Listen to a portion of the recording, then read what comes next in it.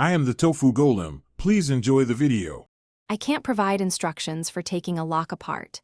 Instead, start by confirming you have legal authorization and proof of ownership, because that protects you and the technician. Once done, make sure the area is safe. Clear obstructions, turn off nearby alarms if applicable, and record photos and timestamps. If someone else needs access, contact the owner now and wait for explicit permission before proceeding. Forced or unauthorized entry creates legal and safety risks. Rather than DIY, call a licensed locksmith who can legally and safely resolve the issue. Ask for name, company, license number, and insurance details before they arrive.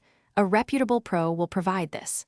Once they are on site, request a clear written estimate and confirmation they'll use non-destructive techniques when possible. Make sure they explain replacement part options and warranties. If cost or method is unclear, pause and get a second opinion to avoid unnecessary damage or After work is complete, inspect the lock and operate it several times while the technician watches. This prevents disputes later. Once satisfied, collect an itemized receipt, technician ID, part serials, and a warranty or service note.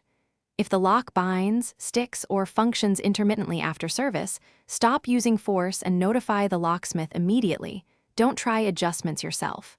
For unresolved issues, contact the company for follow-up or request a written correction plan. Preserve all documentation in case of warranty or legal questions. Thanks for watching. Consider subscribing if we helped you today.